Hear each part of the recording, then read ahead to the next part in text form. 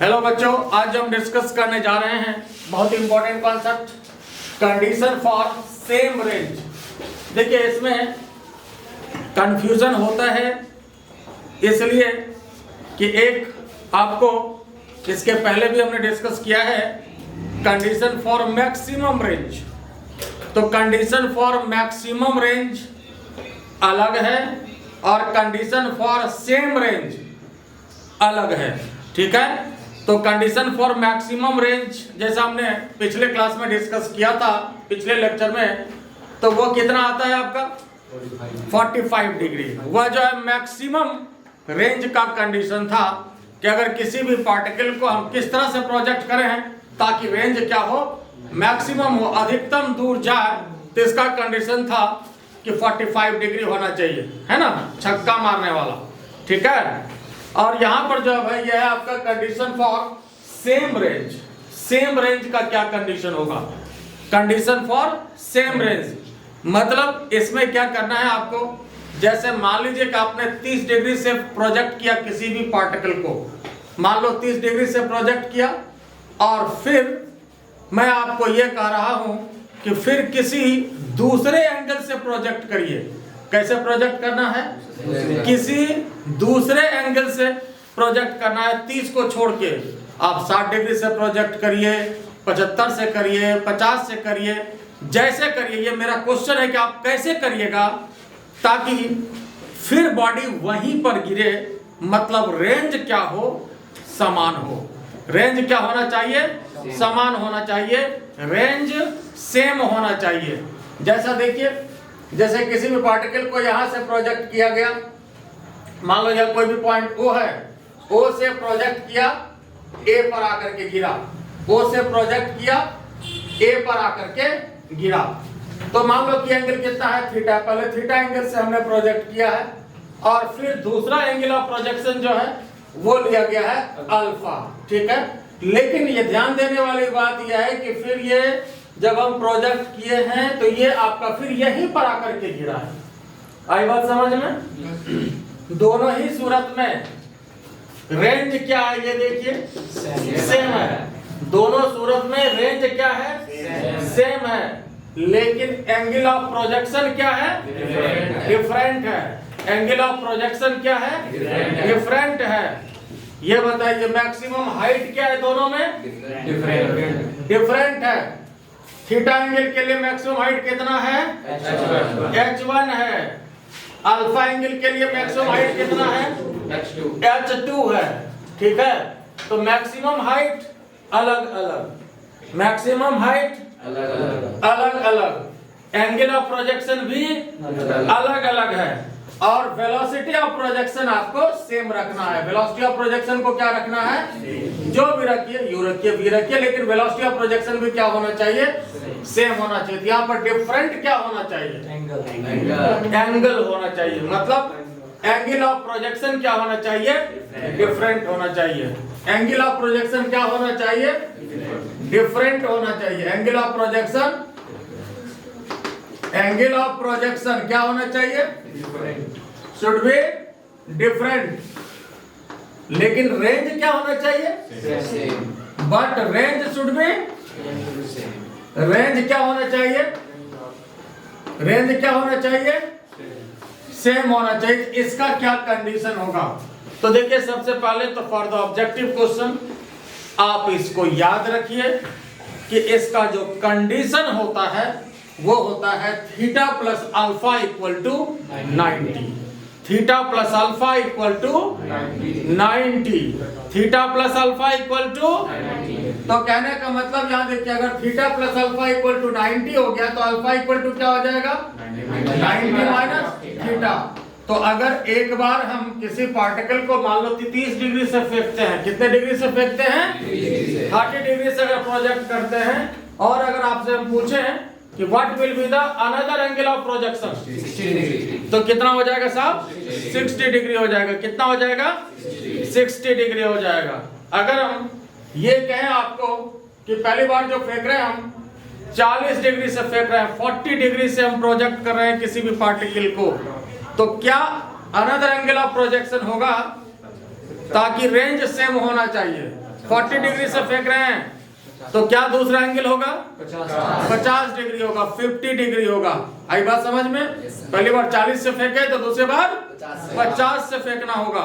आई बात समझ में? किससे फेंकना होगा 50 से फेंकना होगा। इस बात को पहले तो याद रखना है फॉर द ऑब्जेक्टिव क्वेश्चन। और कैसे हुआ अभी हम इसको भी डिस्कस कर रहे हैं और इसका रीजन आपको रेयर आपको मिलेगा भी, इसलिए इसको ध्यान से देखिए। पहले तो ये समझ गए कि क्या होना चाहिए कंडीशन फॉर रेंज जो है ये आपका theta plus alpha equal to 90। तो ऐसा अगर होता है तो रेंज क्या होगा साहब समान होगा, लेकिन मैक्सिमम हाइट क्या होगा मैक्सिमम हाइट डिफरेंट होगा, मैक्सिमम हाइट डिफरेंट होगा। अच्छा ये बताइए अगर थीटा एंगल की बात करें तो थीटा एंगल के लिए रेंज क्या होगा बताइए। तो रेंज का फॉर्मूला क्या होता है? रेंज का फॉर्मूला बोलिए u square sine 2 theta upon g, है ना? u square sine 2 theta upon कोई तकलीफ इसमें? ठीक बात है। ये आपका थीटा लेकर के है। फिर r2 कितना होगा? अगर हम अल्फा की बात करें, अल्फा अगर हम एंगल ऑफ प्रोजेक्शन लें, अल्फा एंगल ऑफ प्रोजेक्शन लिया जाए तो फिर क्या होना चाहिए साहब? r2 कितना होना चाहिए? u square sine 2 alpha upon, बोलिए कोई तकलीफ है इसमें? u square sine 2 theta upon g और यहाँ u square sine 2 alpha upon g. ये थीटा लेकर के रेंज हुआ और ये अल्फा लेकर के रेंज हुआ। आई बात समझ में? और दोनों रेंज होना क्या चाहिए? क्या होना चाहिए? क्या होना चाहिए? बराबर होना चाहिए। तो बराबर होना चाहिए तो क्या करेंगे? दोनों को बराबर कर देंगे। इसका मतलब R1 इक्वल टू क्या होना चाहिए? R2 होना चाहिए। होना चाहिए कि नहीं होना चाहिए? R1 इक्वल टू R2 होना चाहिए। इस दोनों को बराबर कर देंगे तो कहने का मतलब क्या हो जाएगा? u square sine 2 theta upon g equal to u square sine 2 alpha upon g. बोलो इसमें कोई दिक्कत है? इसमें कोई दिक्कत है? u square sine 2 theta upon g equal to u square sine 2 alpha upon g. ठीक है। देखो अगर यहां हम बराबर की बात करें तो u स्क्वायर काट दे, जी काट दे तो थीटा इक्वल टू अल्फा निकल जाएगा। इससे फायदा नहीं है ना? यहाँ तो थीटा बराबर अल्फा हो गया। But angle of projection should be different. क्या हमने दिया है? ये एंगल ऑफ प्रोजेक्शन क्या होना चाहिए? तो ऐसा यहाँ करने से नहीं होगा। तब ऐसा करते हैं, इसको उधर ले जाते हैं, माइनस करेंगे। ऊपर आपका लिखा हुआ है तो जरा देखिए ध्यान से। अच्छा ठीक समझ लीजिए पहले। तो यहाँ पर जो है u square sine 2 theta upon g और इसको इधर माइनस कर देते हैं तो minus u square sine 2 alpha upon g equal to क्या होना चाहिए? 0 होना चाहिए। कोई तकलीफ इसमें? यहाँ तक कोई दिक्कत है? अब यहाँ देखिए ऐसा करते हैं कि u स्क्वायर अपॉन जी को यहाँ कॉमन कर लेते हैं तो क्या मिलेगा साहब? Sine 2 theta minus sine 2 alpha equal to क्या? 0। अब यहाँ देखिए आपको एक फॉर्मूला का काम पड़ेगा। यहाँ sine 2 theta minus sine 2 alpha है, मतलब sine C minus sine D का फॉर्मूला आपको जरूरत पड़ेगा और इसीलिए ये फॉर्मूला आपको हमने पहले यहाँ पर लिख दिया है। ये ट्रिग्नोमेट्री का फॉर्मूला है, इसकी आपको जरूरत पड़ेगी। तो इसको पहले तो याद रखना है कि sign C minus sine D ये होता क्या है आपका साहब? 2 cos c plus d by 2 into sin c minus d upon 2। फिर देखिए sin c minus sin d 2 cos c plus d by 2 into sin c minus d upon 2। आई बात समझ में? इसका एप्लीकेशन है, इसको याद रखना है। और यही नहीं, कई जगह पर फिजिक्स में इसका एप्लीकेशन इस फार्मूला का, और एक फार्मूला जो हमने लिखा था sin 2 theta, sin 2 theta equal to क्या होता है 2 sin theta into cos theta. जैसे अगर हम ये करते हैं sin 4 थीटा तो क्या हो जाएगा 2 sin 2 थीटा इनटू cos, मतलब 2 थीटा है तो थीटा थीटा में बट गया। यहाँ 4 थीटा है तो ये 2 थीटा में बट गया, ठीक है। यहाँ 2 थीटा है तो ये थीटा थीटा में बटा, 4 थीटा है तो ये 2 थीटा में बटा। आई बात समझ में, आधा आधा इसका। अच्छा अगर जरूरत पड़ जाए हमें साइन थीटा को ही तोड़ने की तो क्या करेंगे साहब, तो 2 sine theta by 2 into cos. याद रखिएगा पूरे फिजिक्स में कई बार इसकी जरूरत आपको पड़ेगी। सबसे इंपॉर्टेंट अगर फॉर्मूला कहा जाए फिजिक्स के लिए ट्रिग्नोमेट्री का तो ये फॉर्मूला दोनों है, इसकी जरूरत पड़ती है। इसकी तो आपको जरूरत पड़ी भी होगी पहले भी और आगे भी पड़ती रहेगी। तो यहाँ पर जो है अब इसको हम यहाँ ब्रेक करेंगे। ये इधर वाला पोर्शन आप लोग का लिखा हुआ है, ठीक है, तो जरा समझिए पहले, फिर ध्यान दीजिए, ठीक है। तो यहाँ ऐसा करते हैं, ये बताइए u स्क्वायर अपॉन जी, ये इधर लाएंगे तो क्या हो जाएगा, क्या हो जाएगा, हो जाएगा। तो बच क्या गया आपके पास sin 2 theta minus sin 2 alpha equal to. अब समझ में आया कि फॉर्मूला क्यों लिखे थे, यहाँ पर अब इसकी जरूरत आपको आ पड़ी, ठीक है। तो अब इसको sin c minus sin d के फॉर्मूले पर ब्रेक करेंगे, ठीक है। sin c minus sin d के फॉर्मूले पर इसको ब्रेक करेंगे तो होगा क्या साहब 2 cos 2 theta c minus d, तो 2 थीटा माइनस 2 अल्फा प्लस यहाँ पर जो है 2 cos c plus d by 2 theta plus 2 alpha upon 2, और यहाँ पर साइन क्या करना है 2 थीटा माइनस 2 अल्फा अपॉन 2, ठीक है ना। देखिए 2 cos c प्लस d, तो ये c है और ये d है, यहाँ प्लस है c प्लस d अपॉन 2, और sine c minus d upon 2। कोई दिक्कत इसमें।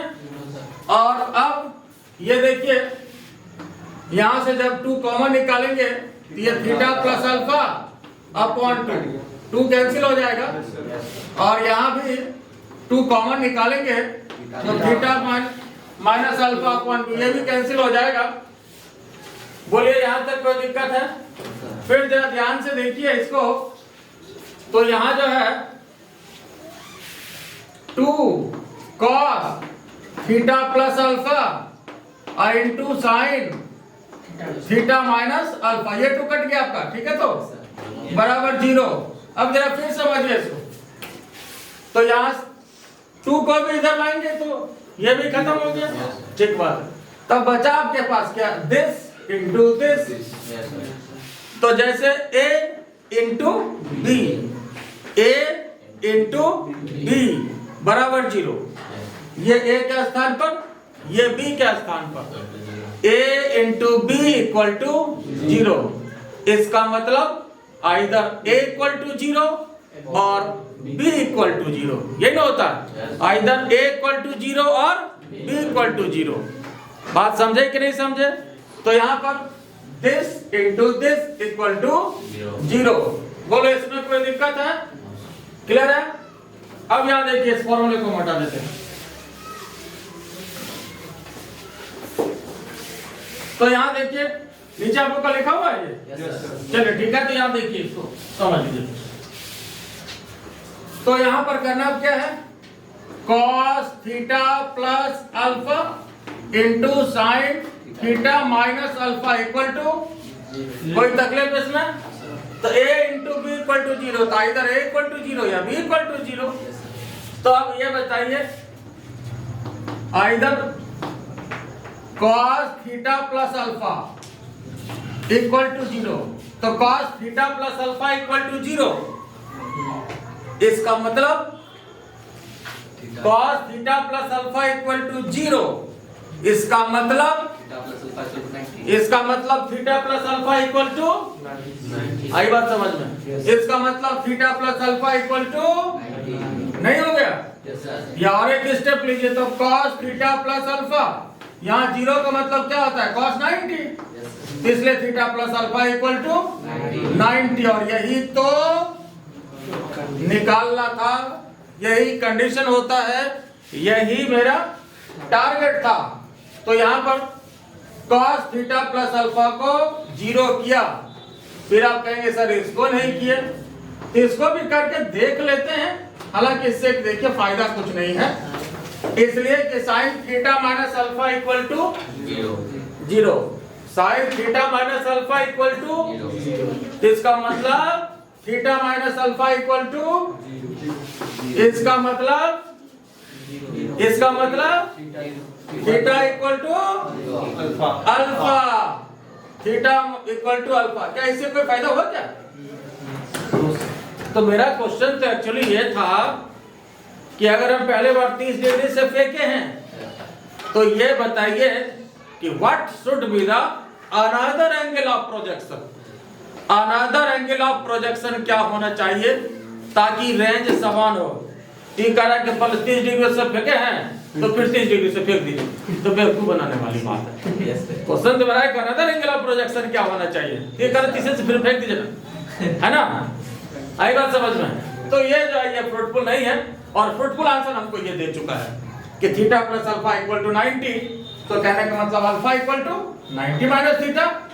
तो ये कह रहा है कि एक बार 30 से फेंके हैं तो दूसरे बार 90 में घटा के फेंक दीजिए, मतलब 60 से फेंक दीजिए। फिर कह रहे हैं कि अगर मान लीजिए 20 डिग्री से फेंके हैं तो कितने डिग्री से फेंक दिया जाए, फिर 70 डिग्री से फेंक दिया जाए। आई बात समझ में, कितना डिग्री से फेंक दिया जाए, 70 डिग्री से। एक बार अगर मान लो अगर हम 55 डिग्री से फेंके हैं 55 डिग्री से, तो कितने से फेंक दिया जाए, फिर 35 से फेंक दिया जाए। बात समझ में आया? तो ये अनदर एंगल ऑफ प्रोजेक्शन भी हो गया और रेंज भी समान हो गया।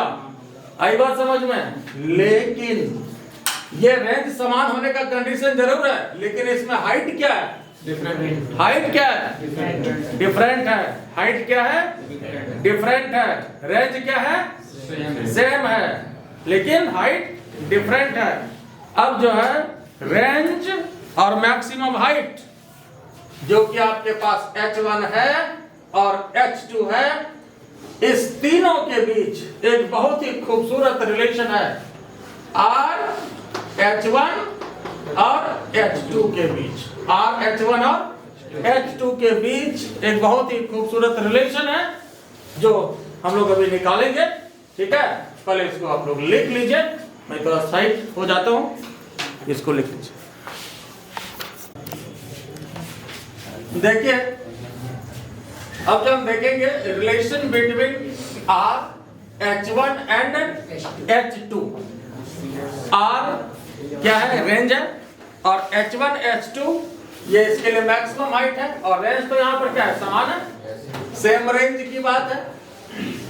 तो R H1 और H2 के बीच एक खूबसूरत रिलेशन होता है। फॉर ऑब्जेक्टिव क्वेश्चन इसको एज फॉर्मूला इसको याद रखना है। तो क्या रिलेशन होता है, ये रिलेशन भी आपको यहाँ पर दिया हुआ है। मेरा जो टारगेट है R equal to 4 root under H1 H2। बहुत ज्यादा क्वेश्चन ये ऑब्जेक्टिव के लिए पूछा जाता है, तो अगर ये फॉर्मूला आपको याद है तब ऑब्जेक्टिव है, और नहीं तो फिर ये आपको सब्जेक्टिव हो जाएगा। ठीक है, इसलिए ध्यान दीजिए ठीक से। और इसमें इस तीनों के बीच का रिलेशन आपको निकालना है, और इसके लिए तीनों के फॉर्मूला की आपको जरूरत पड़ेगी। तो इसके लिए आपके पास H1 किसके लिए आपका मैक्सिमम हाइट है, किस एंगल के लिए है, देखिए थीटा के लिए। तो H1 जो है मैक्सिमम हाइट, इसके लिए क्या फॉर्मूला होगा, u square sine square theta upon 2g। बिल्कुल सही। फिर H2 जो है ये किस एंगल के लिए मैक्सिमम हाइट है, यहाँ देखिए ये किस एंगल के लिए मैक्सिमम हाइट है, H2 जो है ये अल्फा के लिए है। तो H2 जो है इसका formula u square sine square alpha upon 2g। कोई तकलीफ इसमें? और रेंज का फॉर्मूला आपके पास कितना है साहब, u square sine 2 theta upon g। अब ये बताओ रेंज में क्या ले, थीटा ले या अल्फा ले, या कोई भी लिया जा सकता है, कोई भी लिया जा सकता है, इससे कोई दिक्कत वाली बात इसलिए कि यह सेम रेंज का कंडीशन है। तो जब सेम रेंज के लिए है तो ये हम लोग अभी देखे हुए इसके पहले कि थीटा और अल्फा जो भी लेंगे तो रेंज में कोई परिवर्तन नहीं होगा, रेंज में कोई परिवर्तन नहीं होगा, रेंज विल बी सेम। तो आप थीटा लीजिए या अल्फा लीजिए, इससे कोई फर्क नहीं है, ये बात तो हम लोग पहले देखे हुए हैं। ठीक है, अब यहाँ पर देखिए इस तीनों को रिलेट करना है। क्या करना है? इस तीनों को रिलेट करना है। तो सबसे पहले ऐसा करते हैं, रेंज का जो फॉर्मूला है ना यू स्क्वायर साइन 2 थीटा, इसको तोड़ देता है। अभी हमने पहले एक फॉर्मूला लिखा था साइन 2 थीटा के लिए। यहाँ देखिए फिर इसकी जरूरत आन पड़ी, साइन 2 थीटा इक्वल टू क्या होता है साहब? 2 sine theta into cos theta होता है ना, 2 sine theta into cos theta. तो यहाँ पर इसको साइन 2 थीटा को ब्रेक कर देते हैं, 2 sine theta into cos theta, और यहाँ पर जी अपने जगह पर। फिर ऐसा कर देते हैं, यहाँ ये आर के लिए है ना, इसको स्क्वायरिंग कर देते हैं, रेंज का स्क्वायर हमें चाहिए, आर स्क्वायर। तो क्या हो जाएगा जरा बोलिए तो? यू पर पावर 4, ये 2 2 4 यहाँ हो गया, 4 U square sine square theta cos square theta upon जी स्क्वायर। कोई दिक्कत इसमें? रेंज का फॉर्मूला आपके पास ये था, u square 2 sine theta into cos theta upon g, इसको स्क्वायर कर दिया तो आर स्क्वायर कितने के बराबर हो गया? यू 4 हो गया, 2 2 4 हो गया, sine square theta cos square theta upon जी स्क्वायर। बोलिए कोई तकलीफ इसमें? ये समझ गए? ठीक बात है। तो इसको मान लेते हैं इक्वेशन फर्स्ट। अब इसके बाद क्या करते हैं जरा ध्यान से देखिए, H1 आपके पास यहाँ है और H2 आपके पास यहाँ पर है, इस दोनों को मल्टीप्लाई कर देते हैं, H1 H2 को मल्टीप्लाई कर देते हैं। समझिए पहले मल्टीप्लाई किसको किसको? मल्टीप्लाई किसको किसको? H1 और H2 दोनों को क्या करना है? मल्टीप्लाई कर देते हैं। तो अब ये बताइए तो यहाँ पर क्या हो जाएगा? H1 और H2 दोनों को मल्टीप्लाई करके बताइए। यहाँ देखिए यू स्क्वायर मल्टीप्लाई करेंगे क्या मिलेगा? बोलते चलिए, यू स्क्वायर मल्टीप्लाई करेंगे u4 मिलेगा, sign square theta sine square alpha sign square theta sine square alpha, और नीचे 2 इंटू 2 4, उसके बाद जी स्क्वायर। बोलिए इसमें कोई तकलीफ है? ये इक्वेशन आपका फर्स्ट हुआ। फिर देखिए अब ये बताइए, इसमें ये तो आपको पता है कि यहाँ पर सेम रेंज के लिए कंडीशन है, तो अल्फा को क्या ले सकते हैं यहाँ पर? अल्फा को क्या ले सकते हैं? अनदर एंगल ऑफ प्रोजेक्शन के रूप में लेना है यहाँ पर, अनदर एंगल ऑफ प्रोजेक्शन के लिए। हाँ, तो अल्फा को क्या ले सकते हैं? ले सकते हैं 90 माइनस थीटा। तो रेंज क्या होगा? समान होगा। ठीक है, बोलिए कोई तकलीफ इसमें? तो यहाँ पर H1 H2 जरा ध्यान दीजिए, H1 H2 कितना हो गया? U4, उसके बाद साइन स्क्वायर थीटा, और यहाँ पर फिर क्या आ गया? Sine square alpha. तो साइन स्क्वायर अल्फा के स्थान पर 90 माइनस थीटा। तो साइन अल्फा को क्या दे सकते हैं? 90 माइनस थीटा दे सकते हैं। आई बात समझ में? कोई तकलीफ इसमें? ठीक बात है। तो नीचे यहाँ पर क्या आ गया साहब? 4g स्क्वायर, और साइन 90 माइनस थीटा क्या होता है? साइन 90 माइनस थीटा क्या होता है? Cos theta. Sine 90 minus theta क्या होता है? Cos theta. देखिए एक मन में आप लोग को एक कंफ्यूजन हो सकता है कि सर यहाँ तो आपने कहा कि थीटा अल्फा कुछ भी ले सकते हो, और यहाँ पर इसको 90 माइनस थीटा कर रहे हैं, है ना? तो साहब ये मैक्सिमम हाइट का है, मैक्सिमम हाइट भी हम नहीं कहा कुछ भी ले सकते हो, maximum height will be different, range will be same. Range में आप कुछ भी रख सकते हैं, लेकिन मैक्सिमम हाइट में जो कंडीशन है थीटा अल्फा का उसको लेना है। तो alpha equal to 90 minus theta, most markable point of confusion. आई बात समझ में? तो यहां देखिए साहब क्या हो गया, u4 हो गया sin square theta, sin square 90 minus theta 4g square. अब sin 90 माइनस थीटा क्या होता है साहब? cos theta. तो h1 h2 कितना हो गया, ध्यान से देखिए। तो u4 हाँ sin स्क्वायर थीटा, इसको cos स्क्वायर थीटा कर दें, sin 90 minus theta cos theta होता है, sin 90 माइनस थीटा तो ये cos स्क्वायर थीटा हो गया। कोई तकलीफ इसमें? ये cos स्क्वायर थीटा, नीचे क्या हो गया साहब? 4g square. कोई दिक्कत इसमें? तो इसको मान लेते हैं इक्वेशन, क्या मान लिया इसको? इक्वेशन। और यहाँ क्या था? इक्वेशन। जरा दोनों को गौर से देखिए। तो अब क्या करना चाहिए?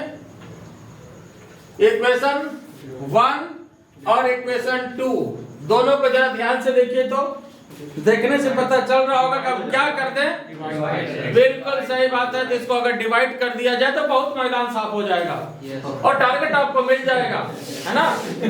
तो यहाँ पर अगर h1 h2 वाला जो इक्वेशन है ये और ये, है ना, फर्स्ट और सेकंड, ऊपर वाला आपका लिखा हुआ है, ठीक बात है, यहाँ ध्यान दीजिए, पहले समझिए। अच्छा ठीक है। तो फर्स्ट और सेकंड, या सेकंड में फर्स्ट को ही डिवाइड कर दीजिए एक बार, सेकंड हम ऊपर और लिख दे रहे हैं, फिर से एक बार लिख रहे हैं h1 h2 को, ध्यान दीजिए। तो u4 sin square theta cos square theta और क्या आया 4g स्क्वायर। ये इक्वेशन 2 था, 2 को एक बार फिर लिखा, कहीं कटे, इस वजह से इसको यहां पर लिख दिया। अब 2 में 1 को डिवाइड कर दीजिए, डिवाइडिंग 2 by 1, डिवाइडिंग इक्वेशन 2 में 1 को डिवाइड करिए, देखिए टारगेट आपको मिल जाएगा h1 h2 अपॉन r। तो साहब देखिए यहां क्या है, u4 sin square theta cos square theta, नीचे 4g स्क्वायर, और इसको अगर डिवाइड करेंगे ना साहब तो g स्क्वायर ऊपर जाएगा ना, और नीचे क्या मिला 4, यहां देखिए 4 u4 sin square theta cos square theta. पहले तो u4 से चला गया, sin स्क्वायर से चला गया, cos स्क्वायर से चला गया, तो बच क्या गया, देख लीजिए अब क्या बच गया आपका। चलिए ऊपर लिख देते हैं, यहां के बाद अब ध्यान से देखिए, यहां जैसे इधर आ जाइए, u4 से चला गया, g स्क्वायर से चला गया, तो बचा क्या h1 h2 अपॉन r। ये कितना बचा साहब देखिए, तो 1/4 नीचे आपका बचा 4 into 4 16, बाकी तो सबका मैदान साफ है ना? नहीं हो गया साहब? देखो g स्क्वायर से गया, u4 से गया, sin स्क्वायर से गया, cos स्क्वायर से गया, तो r इक्वल टू कितना हो गया साहब? यहां पर ये देखो u4 खत्म हो गया, तो क्या बचा आपके पास, और ये जो है r स्क्वायर था, r स्क्वायर है ना यहाँ पर, यस सर, r स्क्वायर है, तो r स्क्वायर इक्वल टू कितना हो गया 16 h1 h2। r स्क्वायर कितना के बराबर हो गया 16 h1 h2, तो r कितने के बराबर होगा रूट अंडर 16 h1 h2, और इसका मतलब 16 का रूट कितना हो गया 4 और रूट अंडर h1 h2। और आपको ये तो पहले ही टारगेट दे दिया गया है, आपको पता था कि टारगेट हमारा यही है। आई बात समझ में? इक्वेशन फर्स्ट में यहाँ r स्क्वायर है, इसको डिवाइड किया अपॉन r स्क्वायर, और इसके बाद हमने यहाँ लिखा है, ये देखिए। बोलिए यहाँ तक किसी को कोई दिक्कत है? ये समझ गए? तो इसको लिख लीजिए, फिर हम आपको जो कुछ इंटरेस्टिंग लॉजिकल क्वेश्चन डिस्कस करेंगे, उस पर हम बात करेंगे। इसको लिख लीजिए, थोड़ा साइड हो लेते हैं।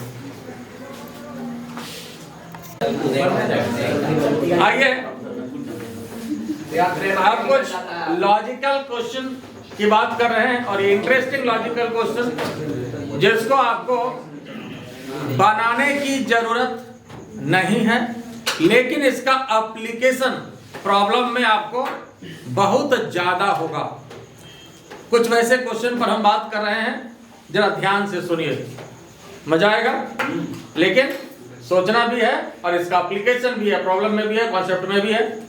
मेरा पहला क्वेश्चन यह है कि जैसे मान लो कोई भी प्लेन है और ये सर्टेन वेलोसिटी से, मान लो कांस्टेंट वेलोसिटी है इसकी, चाहे वो 100 मीटर पर सेकेंड हो, और वेलोसिटी कांस्टेंट है, वेलोसिटी कांस्टेंट है प्लेन की, और ये कांस्टेंट वेलोसिटी से जा रहा हो, ठीक है।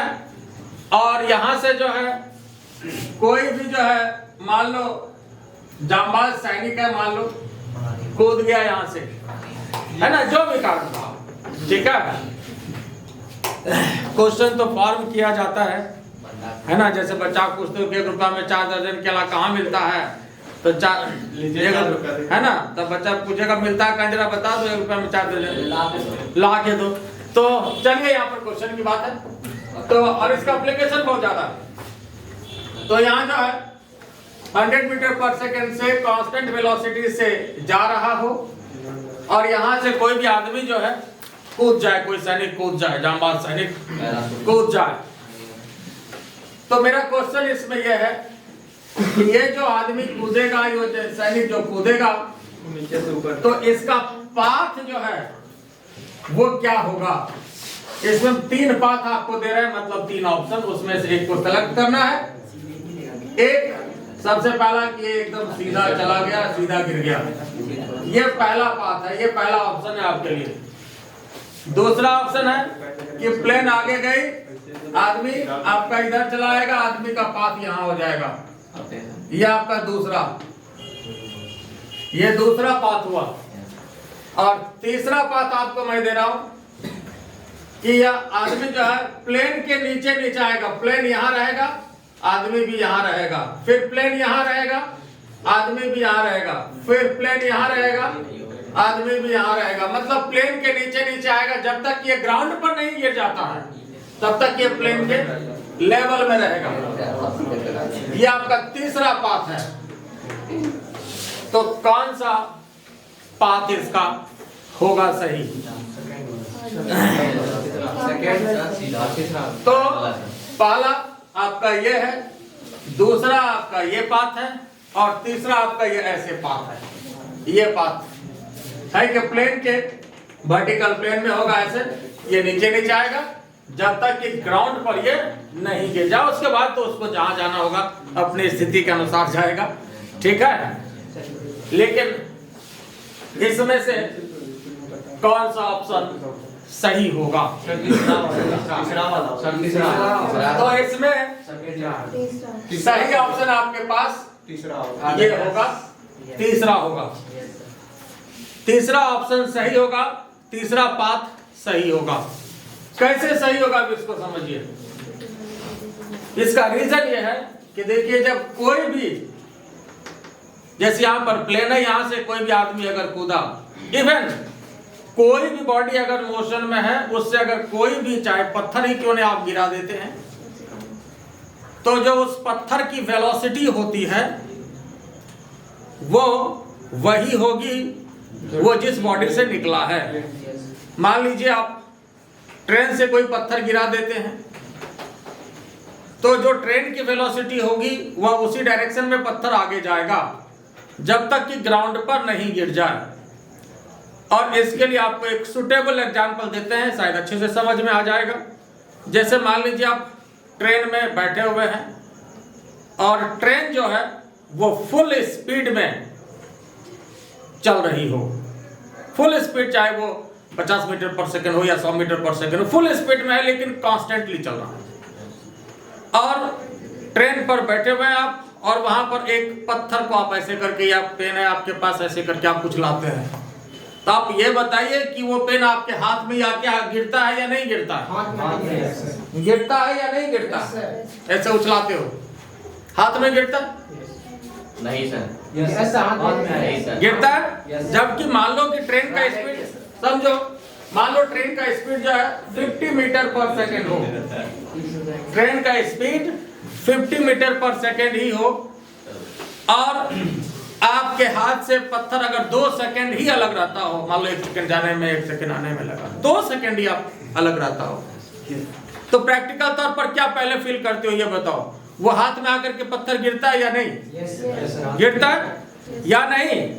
हाथ में आके गिरता है। इसका क्या मतलब है कि आप जब चल रहे हैं, ट्रेन पर बैठे हुए हैं, तो पत्थर जो आपने उछलाया वह भी ट्रेन के साथ चल रहा है, आपसे अलग रहा हाथ से, लेकिन फिर भी वो ट्रेन के साथ चल रहा है, तभी तो आपके हाथ में आके गिर रहा है। और अगर ऐसा नहीं होता, मान लो ट्रेन फुल स्पीड में होती या कोई भी स्पीड कांस्टेंट रखिए आप 50 मीटर पर सेकंड, अगर 2 सेकंड आपके हाथ से पत्थर अलग रहता तो उस पत्थर को कितना मीटर पीछे जाके गिरना चाहिए? 100 मीटर। 2 सेकंड में आपकी ट्रेन 100 मीटर आगे चली जाएगी, तो 100 मीटर पीछे जाकर के उस पत्थर को गिरना चाहिए। और 100 मीटर पीछे मतलब समझ रहे हो कितना हो गया? लगभग 2 बोगी पीछे चला जाएगा वो। ऐसा होता है? नहीं होगा, 1 ही बोगी पीछे, 100 मीटर कम थोड़ी होता है ना। तो इसका मतलब है कि वह भी ट्रेन के साथ चल रही है। इसका ये कारण है, और इसके पीछे फिजिक्स इनर्शिया है, वह अपने मोशन को मेंटेन रखता है। इनर्शिया इसके पीछे रीजन। तो किसी भी बॉडी से जब कोई बॉडी निकलता है तो वही स्पीड मेंटेन करता है। इवन आप साइकिल के पीछे जब बैठते हो और कोई दोस्त तुम्हारा साइकिल चला रहा हो, है ना, और वहां भी जब साइकिल से भी अगर आप कूदते हो तो वहां भी तरीका ये होता है कि आप कूद करके थोड़ा दूर साथ दौड़ते हैं आप, और नहीं दौड़ते हैं तो क्या होता है? गिर जाते हैं। तो कारण साइकिल का स्पीड जो रहता है वही स्पीड आपका भी हो जाता है, उस स्पीड से आप भी नीचे गिरते हो। तो सोच लो साइकिल से कूदना इतना कठिन होता है, तो ट्रेन और प्लेन की बात तो आप छोड़ दीजिए, ऐसा भूल से भी काम नहीं करना है। ठीक है, क्वेश्चन तो ऐसे बनाया जाता है ना, क्वेश्चन तो ऐसे फॉर्म किया जाता है, लेकिन कभी इम्प्लीमेंट नहीं करना। ठीक है, तो यहाँ देखिए, तो होता क्या है कि यहाँ से जब ये कूदा तो 100 मीटर पर सेकंड इसका भी स्पीड होगा। इस वजह से प्लेन अगर यहाँ होगी तो आदमी यहाँ होगा, प्लेन यहाँ होगी, आदमी यहाँ होगा, प्लेन यहाँ होगा, आदमी यहाँ होगा, प्लेन यहाँ, आदमी, जब तक ये ग्राउंड पर नहीं गिर जाए। और ग्राउंड पर गिरने के बाद इसको अब जाना हो, अब प्लेन में तो इंजन लगा हुआ, आगे निकला, इसके पास थोड़ी इंजन लगा हुआ है, तो फिजिक्स का एक प्रॉपर्टी इनर्शिया को लेकर के वो चल रहा था। आई बात समझ में? बात क्लियर हुआ या नहीं हुआ? तो इसलिए इसका जो पाथ होगा ये पैराबोलिक पाथ होगा। कैसा पाथ होगा इसका? Parabolic path. और ये बहुत इंपॉर्टेंट कांसेप्ट है, इसलिए क्वेश्चन आपको कई बार डिफरेंट कॉम्पिटिटिव एग्जाम में पूछा है। अब फिर देखो, इवन ये क्वेश्चन आईआईटी तक में पूछा हुआ है। अब क्या जो है इसका कॉन्सेप्ट है, क्वेश्चन फिर देखिए कैसे आपको फंसाता है। इसका पैराबोलिक पाथ तो जरूर हुआ। कैसा पाथ हुआ इसका? पैराबोलिक पाथ कहिए या प्रोजेक्टाइल पाथ कहिए, बात एक ही है, ये हुआ। लेकिन देखो फिर अब इसमें क्वेश्चन कैसे क्या पूछता है, कई बार पूछा ऐसा भी, सिचुएशन आपको यही दिया, लेकिन क्वेश्चन दिया कि what will be the path observed by the pilot of the plane. What will be the path observed by the pilot of the plane? What will be the path followed? या path followed नहीं, observed कहिए, observed by the pilot. Pilot जो है कैसा path observe करेगा? Pilot उसमें कैसा path observe करेगा? तो पायलट जो ऑब्जर्व करेगा वो स्ट्रेट पाथ ऑब्जर्व करेगा। इसमें देखो क्वेश्चन मिस्टेक का चांस बन गया, है ना। तो ये जो पायलट जो ऑब्जर्व करेगा वो स्ट्रेट पाथ, इसलिए वो तो वर्टिकल मोशन देखेगा, स्ट्रेट पाथ कहिए, या पायलट उसका कैसा मोशन देखेगा? वर्टिकल मोशन देखेगा। वर्टिकल मोशन का मतलब स्ट्रेट पाथ। पायलट जो देखेगा ये तो देखेगा पत्थर सीधा या आदमी सीधा नीचे जा रहा, इसलिए कि पायलट जो है वो हॉरिजॉन्टल वेलोसिटी को ऑब्जर्व नहीं करेगा, इसलिए कि उसका भी हॉरिजॉन्टल वेलोसिटी 100 मीटर पर सेकंड ही है और आदमी का भी हॉरिजॉन्टल वेलोसिटी 100 मीटर पर सेकंड ही है। इस वजह से पायलट जो है उसके हॉरिजॉन्टल वेलोसिटी को ऑब्जर्व नहीं करेगा। तो पायलट क्या देखेगा? वो सीधा नीचे जा रहा है। पायलट ये देखेगा सीधा नीचे जा रहा है, मतलब वो स्ट्रेट पाथ देखेगा। कैसा पाथ देखेगा? स्ट्रेट पाथ देखेगा या वर्टिकल मोशन देखेगा। आई बात समझ में? तो पायलट देखेगा स्ट्रेट पाथ, लेकिन अगर कोई इसका दोस्त ग्राउंड पर खड़ा हो या कोई भी आदमी ग्राउंड पर खड़ा हो, ग्राउंड पर आदमी कैसा पाथ देखेगा? पैराबोलिक पाथ जो पहले देखे। ग्राउंड पर कोई खड़ा आदमी है तो वो पैराबोलिक पाथ देखेगा। आई बात समझ में? बात क्लियर हुआ या नहीं हुआ? समझ गए? फिर इसमें एक दूसरा लॉजिकल क्वेश्चन दे रहे हैं। ये क्लियर हो गया ना? ये समझ गए?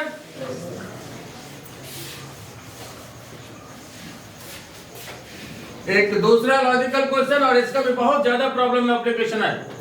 क्वेश्चन मेरा ये है कि एक बॉडी को यहां से रिलीज कर दिया गया। ये कंसेप्ट जो है प्रोजेक्टाइल का बैकबोन है, याद रखिएगा। एक बॉडी को यहां से रिलीज कर दिया गया, तो रिलीज करने का मतलब यू कितना हो गया? 0। और दूसरे बॉडी को यहां से प्रोजेक्ट किया गया। कैसे प्रोजेक्ट किया गया? हॉरिजेंटली प्रोजेक्ट किया गया।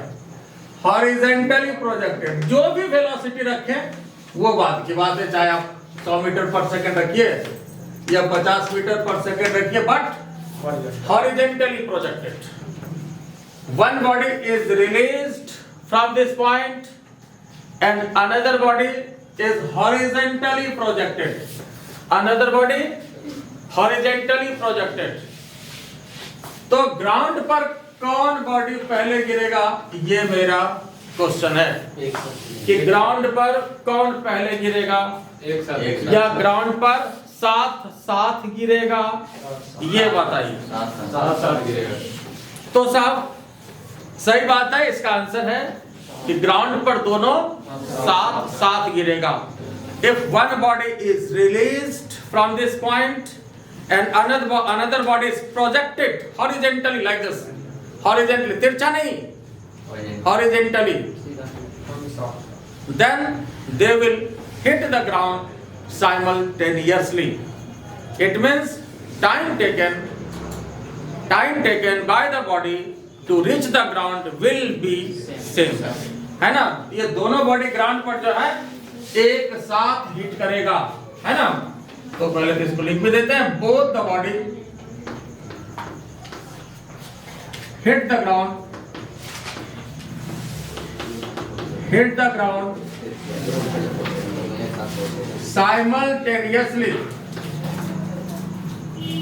साइमल्टेनियसली मतलब एक साथ। अब इसका कारण क्या है समझिए। हमें क्या कर, एक बॉडी को यहां से रिलीज किया गया है और दूसरे को क्या किया गया है? प्रोजेक्टेड। तो जिसको हॉरिजॉन्टली प्रोजेक्ट करेगी, क्या ये हॉरिजॉन्टली जाता रहेगा क्या? गिरना तो इसको है, क्योंकि फोर्स ऑफ ग्रेविटी नीचे लग रहा है। फोर्स ऑफ ग्रेविटी नीचे लग रहा है। इस फोर्स ऑफ ग्रेविटी की वजह से होगा क्या? ये नीचे आएगा और ये इस तरह से फाइनली ये इस पाथ को ऑब्जर्व करेगा, इस पाथ को ये फॉलो करेगा। ठीक है? अब यहां देखिए होता क्या है कि अगर नीचे जाने की बात है, मान लो कि ये इसका हाइट h है, सपोज हाइट h है, और यहां से मान लो कि पहले गिरा रहे हैं जिस बॉडी को हम इसकी बात कर ले, जिसको हम यहां से रिलीज कर रहे हैं। मान लेते हैं इसको समय लगता है t1। कितना समय लगता है? t1। तो इसके लिए हम क्या इक्वेशन लेंगे? सवाल यह है कि नीचे गिरने के लिए कौन सा वेलोसिटी रेस्पॉन्सिबल है, हॉरिजॉन्टल वाला कि वर्टिकल वाला? नीचे जाने के लिए कौन? हॉरिजॉन्टल की वर्टिकल? कौन सा? वर्टिकल। तो यहाँ पर वर्टिकल वेलोसिटी क्या है? 0 है। हॉरिजॉन्टल तो है ही नहीं, वर्टिकल यहाँ 0 है, तो वर्टिकल ही लेंगे। तो ut plus half gt square, तो half g t1 square s equal to half g t1 square. तो यहाँ देखिए साहब, तो क्या मिला यहां से? t1 square equal to 2h upon g। तो t1 equal to root under 2h upon g। ये आपका t1 के लिए आ गया। अब फिर देखो t1 के लिए इतना है, फिर हम इसकी बात कर रहे हैं, कि जिसको हॉरिजेंटली प्रोजेक्ट किया गया हो, जिसको हॉरिजेंटली प्रोजेक्ट किया गया हो। तो साहब जिसको हॉरिजेंटली प्रोजेक्ट किया गया है, ये बताइए, मान लेते हैं कि इसको समय लगता है t2, लेकिन ये भी तो वर्टिकल डिस्टेंस h ही ना कवर किया। वर्टिकल डिस्टेंस ये कितना कवर किया? तो इसके लिए क्या इक्वेशन लिखेंगे? h इक्वल टू फिर ut plus half gt square. तो यहाँ पर हॉरिजेंटली प्रोजेक्टेड है, लेकिन वर्टिकल वेलोसिटी यहाँ भी कितना होगा? जीरो ही होगा। वर्टिकल वेलोसिटी तो यहाँ भी नहीं है, इस वजह से इसका भी जीरो हो गया। तो हाफ जी टी स्क्वायर, और इसको t2 मान लेते हैं हम। तो t2 square equal to 2h upon g. तो t2 equal to root under 2h upon g. हमने t1 t2 अलग अलग माना था, लेकिन यहाँ पर ये साबित हो गया कि t1 t2 बराबर। आई बात समझ में? यहाँ पर ये साबित हो गया कि t1 t2 बराबर है, इसलिए दोनों ही बॉडी को ग्राउंड पर आने में समय बराबर लगेगा, इसलिए एक साथ ग्राउंड को हिट करेगा। आई बात समझ में? यह क्लियर हुआ? इस वजह से ग्राउंड को साथ साथ हिट करेगा। और इसमें कंसेप्ट क्या है कि वर्टिकल वेलोसिटी के वजह से नीचे आता है। तो वर्टिकल वेलोसिटी इनिशियल यहाँ भी जीरो है, और यहाँ भी वर्टिकल वेलोसिटी क्या है? जीरो है, क्योंकि इसको हॉरिजॉन्टली फेंका गया था। ठीक है, बात क्लियर हुआ या नहीं? अगर यही क्वेश्चन में हम ये कहते कि इसको अगर हम तिरछा फेंक दें, तब कौन पहले जाएगा? तब ये वाला पहले चला जाएगा। अगर इसको तिरछा फेंके, हॉरिजॉन्टली ना फेंक करके, अगर हम कुछ एंगल बना करके ऐसे फेंक दें, तब यही पहले चला जाएगा। आई बात समझ में? हाँ, लेकिन यहाँ हॉरिजॉन्टली है, इसलिए समय बराबर लगेगा। और फर्क यही होगा कि जिसको हॉरिजॉन्टली फेंकेंगे वो ज्यादा दूर जा करके गिरेगा। ठीक है, ये ज्यादा दूर जा करके गिरेगा, और ये तो आपका सीधा गिर गया। और मान लो कोई तीसरा बॉडी लो, और ज्यादा वेलोसिटी रखो, तो ये और ज्यादा दूर गिरेगा, यहाँ जाकर के गिरेगा, लेकिन समय में कोई परिवर्तन नहीं होगा। Time taken will be same, they will hit the ground simultaneously. आई बात समझ में? बोलिए, इसमें कोई दिक्कत है? तो मजा आया? ठीक है, तो मजा आया तो like, subscribe. Thank you very much.